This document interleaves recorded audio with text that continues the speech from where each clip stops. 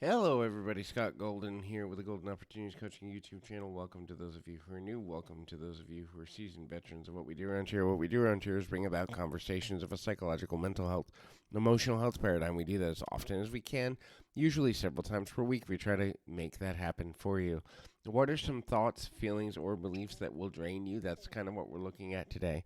If you're feeling drained or overwhelmed, especially as we go into the summer months with more responsibilities on parents because their children are home for the summer vacation, or just because you're halfway through the year and you haven't gotten where you want to be, what are some things that could drain you in a negative way that you may want to look at a little differently as you begin to move forward? So, the first thing is the quality of sleep that you receive.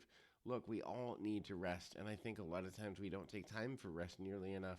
The average person needs about 6 to 7 hours of sleep per night, and a lot of people think they don't get the quality rest they deserve. And so, when you're not rested, when you're not sleeping, when you're not doing well, what begins to happen is your mental and social function will decrease in a very, I guess one could say, profound way because your body needs time to regenerate, recharge, and refocus. And so when we don't give our body that, the world begins to fall apart around us, at least to some degree. And that ultimately is not something that nearly anybody would want, need, or benefit from. The next thing that can be a drain is when we are kind of on a bad diet. Look, what we put into our body comes out in the form of energy that we are putting into the world. So if we're highly in a sugar sensitive space, or we're highly in a emotionally sensitive space because we aren't getting enough protein, or we're not getting enough fruits and vegetables, or we have too much sugar,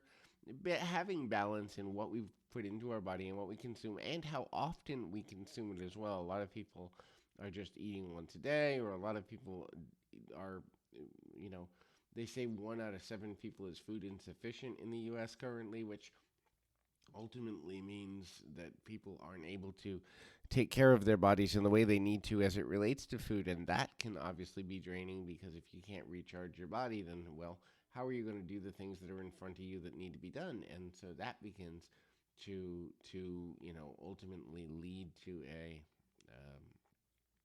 negative outlook or a negative space as it relates to moving forward there. The next thing is over dependence on technology. Now, this is a huge one, especially for the younger generation, but I think it's actually creeping into older generations as well. Whether it's social media, whether it's playing games on one's cell phone, whatever it is, as it relates to relating the idea of technology and playing with technology a little bit and being in a place where um, you know the value of things, it's a little dark because in a lot of cases people have made some challenges and some difficulties, just in terms of the expectations that they place upon what it means to have instantaneous responses through technology. And when we don't get that, then that creates other feelings of lower self esteem or anxiety or panic when we don't get the response we want. Instant gratification society has also changed the quality of relationships that people have, both romantically and platonically, as well as even some professional relationships. The next thing to look at is perfectionism. A lot of people struggle with perfectionism. You are not going to be a perfect person. There is always something that you can improve upon. There is the cliche of saying that you're perfect just as you are, which is true. But that's because your growth is what makes you perfect just as you are. The ability to grow, the ability to move forward, the ability to do everything that's necessary.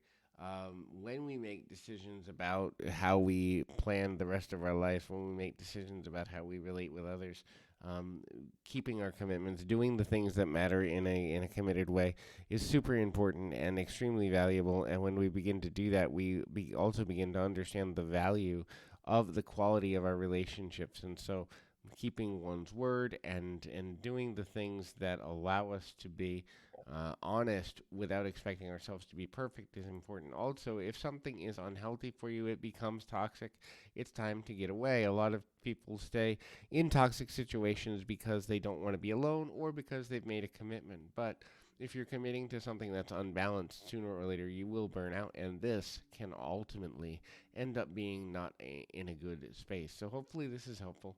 I continue to hope that these are helpful for you. Please feel free to reach out at PO Perception on Twitter and or in the About Me section of the YouTube page. Either one will get you in touch with me or a member of my team. Till next time, everybody.